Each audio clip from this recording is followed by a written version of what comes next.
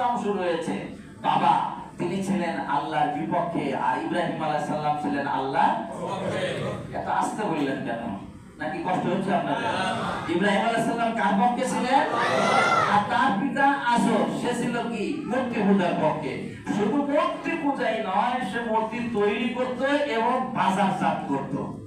কি বিষয়টা দেখেন, তারই ঘরে জন্ম নিয়েছেন আল্লাহর পক্ষের একজন সৈনিক। চিন্তা করেন ওই জায়গায় তিনাকে কি পরীক্ষার সম্মুখীন হয়েছে। বাবা বিপক্ষে, সেই জায়গায় সন্তান ইসলামের তাওহীদকে প্রতিষ্ঠিত করার জন্য তার জীবনের কতটুকু ত্যাগ তিতিক্ষা স্বীকার করতে হয়েছে একটা বারো চিন্তা করলেন না। কুরবানির জন্য ব্যস্ত হয়ে আছে। কি ভুল বললাম নাকি? কুরবানির জন্য ব্যস্ত হয়ে গেছেন না? কুরবানির জন্য আমার কাছে তো বহুজন বিভিন্ন রকমের প্রশ্ন করা শুরু করেছেন। তো আমি লাস্ট পর্যন্ত ওনাকে বোঝাতে সক্ষম হয়েছি। আমি বললাম যে কুরবানিটা টোটালি বিষয়টা হলো আপনার। কুরবানি বলতে এটার অর্থ কি? মাশাআল্লাহ। কই আর কি বলেন? আপনারা কি বলেন? এটা কি না, এই যে এই শব্দগুলো যে আপনারা বই পুস্তকে পড়েছেন, এটা কি শাব্দিক অর্থের সঙ্গে কখনো মিলিয়েছেন? কফ র বা কর্বন, কি বলেন? কফ র বা কর্বন। কর্বন এটা আরবি একটা শব্দ, এর অর্থ হলো নিকট। কর্বন অর্থ কি? নিকট। যে করিব, যে ইয়া সদিক তাআলিনা, তুমি আমার কাছে আসছো, একেবারে করিব, আমার একদম নিকটে চলে আসো। আচ্ছা, নি এই যে ইয়া মুতাকাল্লিম, আমি কিন্তু আমার আয়াতের সঙ্গে মিল রেখে বলছি ওয়াসজুদি ওয়ারকাই। এখানে কুরবানি খুব ভালো করে বুঝবেন। ইয়া মুতাকাল্লিম দিয়ে আল্লাহ তাআলা বললেন যে তুমি আমার কাছে আসো। কুরবানি শব্দের অর্থ কি? কার কাছে যাওয়া? আল্লাহর কাছে। এখন আপনি বললেন উৎসর্গ, আপনি বললেন কি ত্যাগ। আচ্ছা, ত্যাগ আর উৎসর্গ এই শাব্দিক অর্থে মেলে না। ত্যাগের অর্থ আরবিটা কি বের করেন? এখন তো আপনি গুগলে সার্চ দিয়ে বের করতে পারবেন ত্যাগের অর্থ কি বা উৎসর্গের অর্থ কি। আর দেখেন নিকটে আসার অর্থ কি। কুরবানি এটা আপনি সার্চ দিয়ে দেখেন অর্থটা কি হয়। তাহলে ইয়ার মুতাকাল্লিম কার কাছে যেতে হবে? আল্লাহর কাছে। তাহলে কুরবানি নামক পশুটি জবাহ করে আমরা কার কাছে যাব? আল্লাহর কাছে। এত আস্তে বলেন কেন? কথা বলেন, কার কাছে যাব? রোজা লাগে নাই তো আপনাদের নাকি? তাহলে বলেন কার কাছে যাব? আল্লাহর কাছে যাব। এই জন্য আমরা কুরবানি করতেছি। এখন নিরঙ্কুশ ভাবে চোখটা বন্ধ করে আপনি একবার বলেন আমি আল্লাহর কাছে যাব, এই পথটা আমার ক্লিয়ার কিনা? এই পথটাকে কত ক্লিয়ার করলে তার কাছে আমি যেতে পারবো? প্রধানমন্ত্রীর কাছে সামান্য গণভবন 8-10 কিলো 15 কিলো রাস্তা, এইটুকুন গিয়ে তার সঙ্গে দেখা করা তো আপনার জন্য অনেক সহজ না। মাশাআল্লাহ, যারা কইলেন না তারা মানে সপ্তাহে একবার করে যান। কি ক্লিয়ার নাকি রাস্তা বলেন তো? গণভবনের সামনে দিয়ে যান, কিন্তু একটু ভাবে টার্নিং নিয়ে ভিতরে ঢুকতে লাগে না, আপনার 12টা বেজে যাবে। এইটুকু পথ যদি আপনি অতিক্রম করতে না পারেন, লক্ষ লক্ষ মাইল দূরেই ধরে নিলাম, আল্লাহ পাক তো সাহাবাদের চাইতেও নিকটে আছেন। এখন তার কাছে যাওয়ার জন্য রুটটা আপনি কিভাবে ক্লিয়ার করেছেন? ফার্স্ট রুটটাকে ক্লিয়ার করার জন্য আগে আপনার গাড়িটা রেডি করতে হবে, ড্রাইভার রেডি করতে হবে। পাইলট আমার যদি ডিস্টার্ব হয় তাহলে ইব্রাহিম কি খবর টবর রাখেন না নাকি? ইব্রাহিম রাইসি, ইব্রাহিম বললে তো বুঝুন যে রাইসি।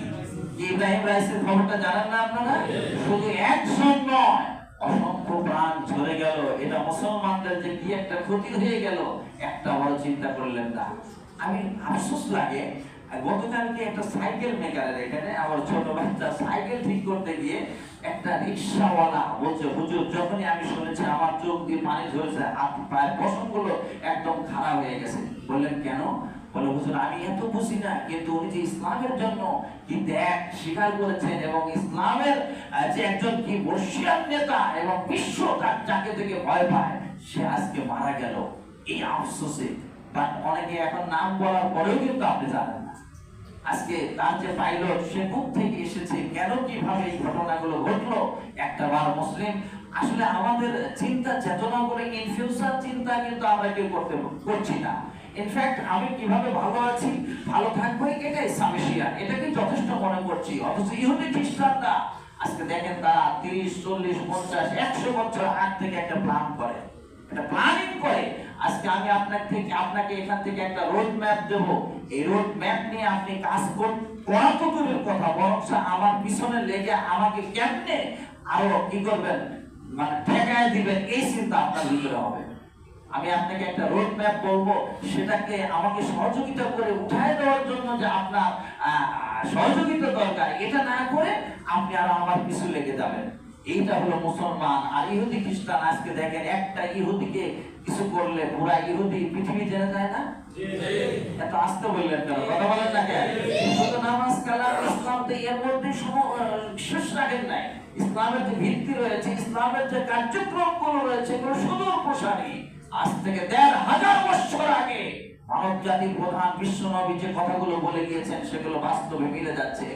ইহুদি আর কাফেররা কিভাবে মিলবে? দুই স্যান্ডেল যেভাবে মিলে যায়, ডান পায়ের স্যান্ডেল আর বাম পায়ের স্যান্ডেল দুটোর তো মিল নাই। রুচি কিছু আছে নাকি আপনাদের? ছোট বড় স্যান্ডেল ক্রয় করেন নাকি বাজার থেকে? কথা বলেন না কেন? আজকে এ ব্যাপারে আপনি বি কেয়ারফুল যে আমার স্যান্ডেল ছোট বড় যেন না হয়। অথচ আজকে মুসলিম কিভাবে ছোট বড় করে ফেলতেছে, কিভাবে ধ্বংস করতেছে, এ ব্যাপারে আপনি উদাসীন। বরঞ্চ আরো মুসলিম যাতে ধ্বংস হোক, মায়ের খায়, হুজুর মায়ের খেলে তো আরো খুশি। দেখছেন কথা ভাই? এই হুজুর মায়ের খেলে আরো খুশি না?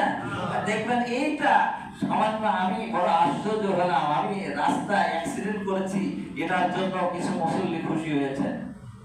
আমি খবর পেয়েছি খুশি হয়েছেন। আর অসংখ্য, আমার মনে ৯০-৯৫% মুসল্লি আমি যখন এসেছি কেঁদে ফেলেছে। এই জায়গা কেঁদে ফেলে দিয়েছি, হুজুর আপনাকে এই পাঠিয়েছে কি অবস্থায়, দেখছে কি অবস্থায়। অসংখ্য মুসল্লি দোয়া করেছেন, দেশ বিদেশ থেকে দোয়া করেছেন, আর একজন বগল বাজাচ্ছেন। এরকম মুসল্লি রয়ে গেছে।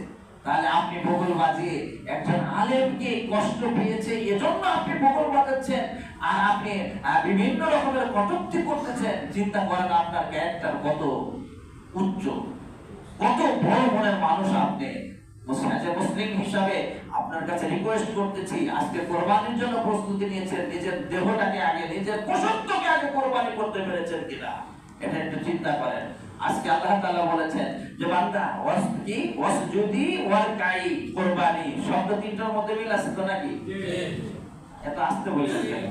ওয়ারকাই ওয়াসজুদি, কোরবানি, তিনটা কি এক মুতাকাল্লিম মিল আছে না? এবার আপনি নামাজের মধ্যে কি বলছেন? ইন্না সালাতি ওয়া নুসুকি ওয়া মামাতি লিল্লাহি রাব্বিল আলামিন। ইন্না সালাতি, এই যে ইয়া মুতাকাল্লিম, ওয়া নুসুকি ইয়া মুতাকাল্লিম, ওয়া মামাতি লিল্লাহি রাব্বিল আলামিন।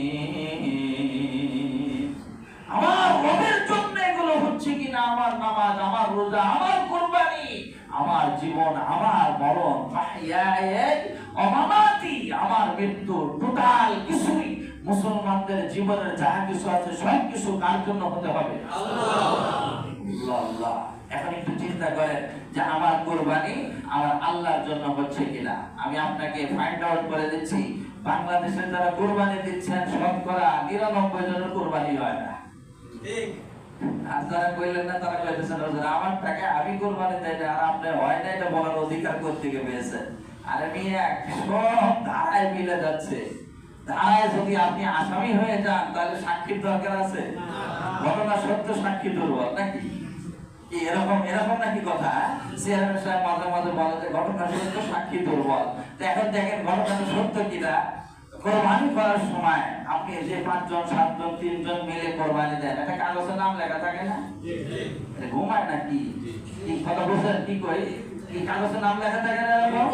নাম লেখে হুজুরের কাছে দেন না, হুজুর এই যে এই কয়েকজনের নামে কোরবানি হবে। কথা কয় না? আপনার এলাকায় মনে হয় না এরকম? কথা বলেন, এরা লিখে দেয় না? নথি দিয়ে দেয় যে হুজুর এই যে দেখেন সাদা কাগজে এই কয়েকজনের নাম দিলে এদের নামে কোরবানি। আস্তাগফিরুল্লাহ। ওর নামে কি কোরবানি? কোরবানি কার নামে হবে? আপনি নথি ধরায় দিচ্ছেন কি লেগে? এখন বলেন কোরবানি হলো কার? হায় হায়, জাতি কি করতেছেন জীবনে। আমি তো একটা প্রোগ্রামে বলেছিলাম যে বাংলাদেশের মানুষ যদি কুরবানি করার পর গোশত না হয়তো শতকরা ৯৯ যদি কুরবানি দিত না। কি ভুল বললাম নাকি? আপনি প্রমাণ করে দিচ্ছি, দেখেন যে কুরবানি করা কি বলেন?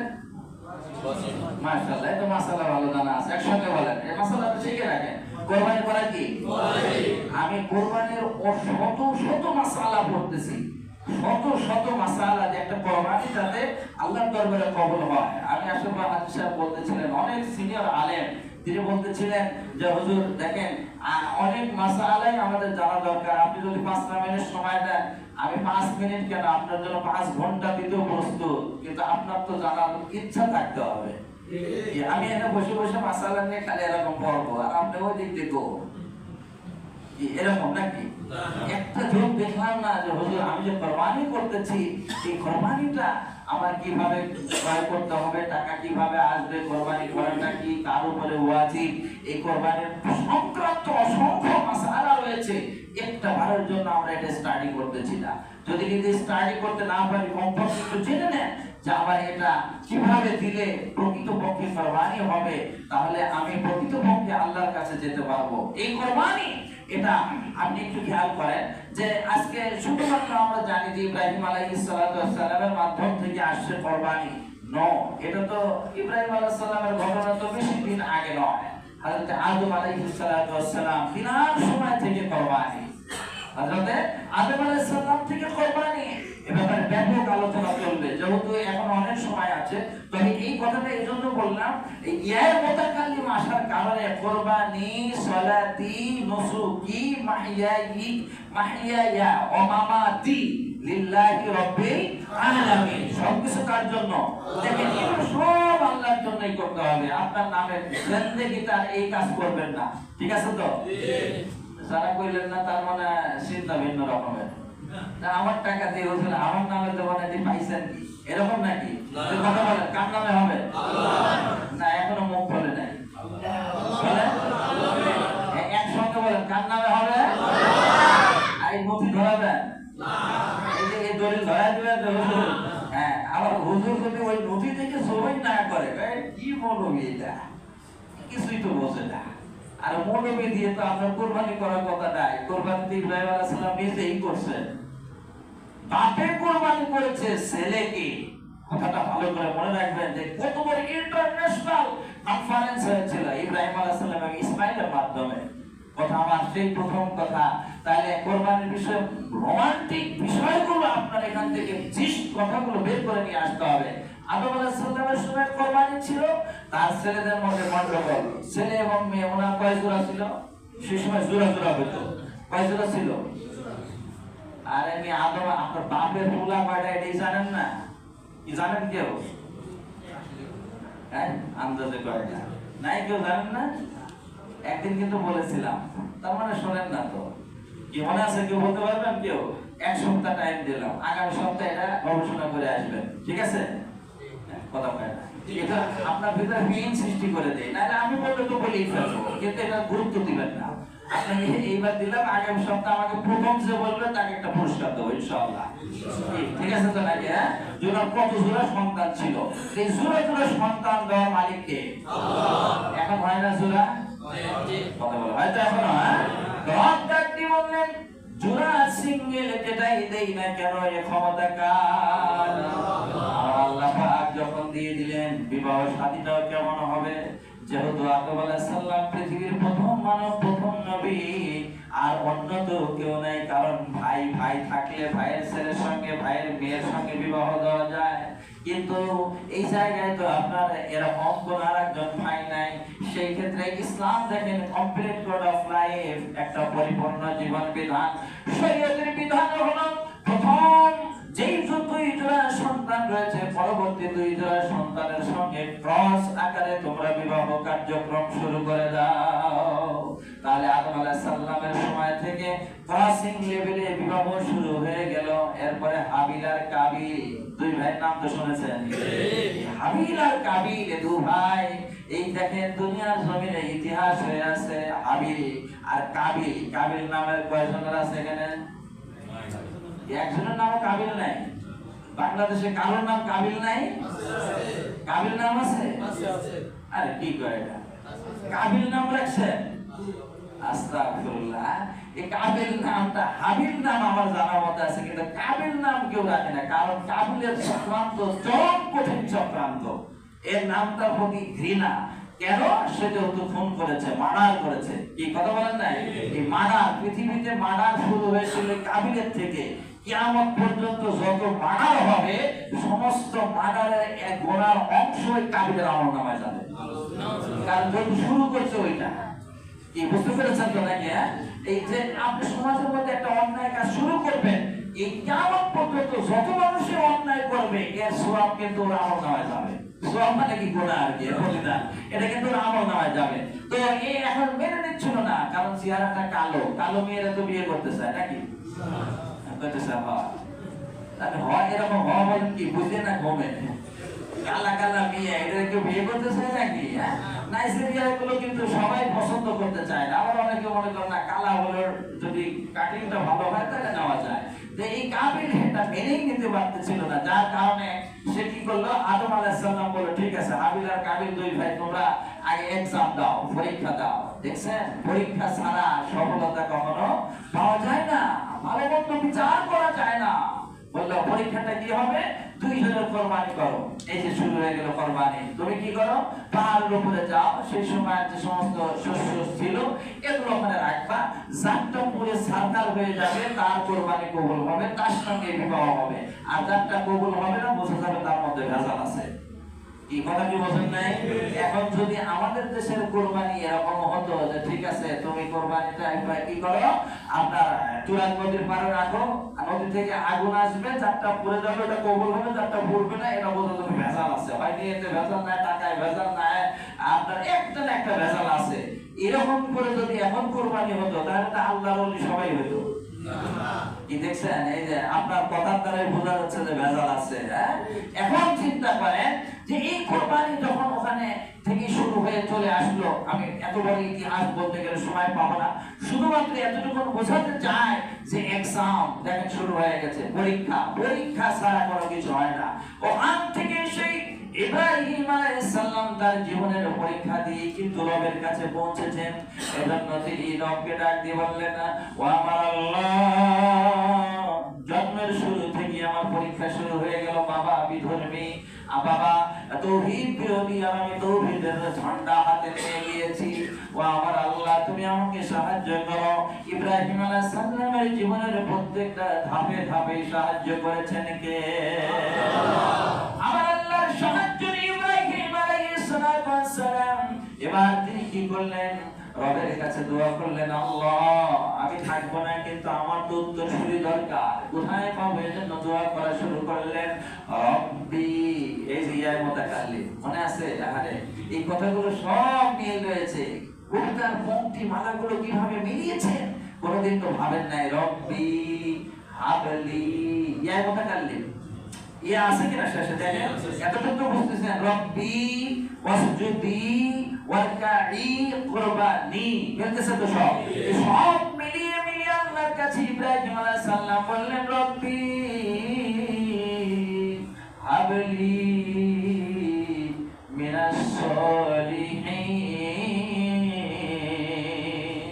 আমার আল্লাহর কাছে যখন ডাক দিয়ে বললেন, এই 10 বছর 20 বছর 30 বছর 40 বছর 50 বছর নয়, একটা দোয়াই করেছেন 80 বছর পর্যন্ত। তাও সুবহানাল্লাহ। আপনি এক দোয়া কয়বার করেন? আমার কাছে এক বন্ধু বলল, ছেলে মেয়ে হয় না, তা আমার বললো যে হুজুর কি করি? আমি বললাম কাবা করে চলে যা। তো কাবা ঘর ধরে ধরে আল্লাহর কাছে বলেন। তো ফোন করলাম, ওখানে রয়েছেন। আবার ওখান থেকে ফোন করলো যে বলে না, কাবা ঘর ধরে দোয়া করতেছি, যে এক দোয়া কতবার করবো? আমার মনে হয় আল্লাহ বিরক্ত হয়ে যায় কিনা। কি বুঝতে পেরেছেন তো নাকি? আপনার নাম, ঠিকানা, মোবাইল নাম্বার সব দেবো, শুনে নিয়ে যে এইভাবে বলছে কিনা, যে এতবার বলতেছি আল্লাহ আবার বিরক্ত হয় কিনা। 80 বছর কি কেউ বলছেন? এই সাহেবরা বলছে না নাকি? কথা বলেন না, 80 বছর বলছেন কেউ? একটা দোয়া 80 বছর করছেন কেউ? ইব্রাহিম আলাইহিস সালাম একই দোয়া বলেছে, রব্বি হাবলি মিনাস সলিহিন, হে আল্লাহ আমার একটা নেক সন্তান দাও। আপনারা কি কোনোদিন বলছেন রব্বি হাবলি মিনাস সলিহিন? হ্যাঁ, বিয়ে করার আগে থেকে যে এই যে আল্লাহ আমি বিয়ে করব, তারপরে আমার একটা ভালো বউ দিও, ভালো সন্তান দিও, এগুলো কিন্তু একটা বারও বলেন না। খালি হিসাব মিলান যে আমার আগে লেভেলটা আমি একটা টপ লেভেলে উঠে যাই, তারপর আমার জন্য টপ লেভেল চলে আসবে। এগুলো আপনার থিওরি, এগুলো ধরা থিওরি। এটা দিয়ে কোনোদিন কোনো কিছু আপনার কি হয় না, ভবিষ্যৎ পর্যন্ত পৌঁছায় না। 80 বছর দোয়া করেছেন, রব্বি হাবলি মিনাস সালিহিন হাবলি, এই যে বিয়ায় মুতাকাল্লিম 80 বছর পর দোয়া কবুল করলেন কে? আল্লাহ। কিভাবে কবুল করলেন দোস্তরা আমার, সেই কথা বলে চলছে। তাহলে আমরা যে কথা বলতেছিলাম, রবের থেকে পবিত্র হওয়ার জন্য, রবের কাছে কবুল হওয়ার জন্য যে বিষয়, আজকে অত্যন্ত গুরুত্বপূর্ণ দুটো বিষয়। একটা হলো ওয়াসজুদি ওয়ারকাই কুরবানি, মনে থাকবে। এই কুরবানির যেহেতু সংক্রান্ত মৌসুম চলতেছে, প্রস্তুতি নিচ্ছেন, খবরদার সাবধান, খুব ভালো করে মনে রাখবেন। আপনার প্রেম আপনি করবেন, কিভাবে করবেন সেটা আপনার মতো করে প্রেজেন্টেশনটা করেন। কি ক্লিয়ার? বুঝতে পারেন নাই? এইভাবে করে প্রস্তুতি নেন, আর বাকি কথাগুলো ইনশাআল্লাহ আমরা সামনে থেকে আলোচনা করব। আর প্রশ্ন একটা দিয়েছি, উত্তর যিনি দিবেন প্রথম তার জন্য পুরস্কার ইনশাআল্লাহ আছে। আজকে পর্যন্ত যা কিছু আলোচনা হলো, আল্লাহ পাক আমাদের সবাইকে আমল করার তৌফিক দান করুন। আমিন।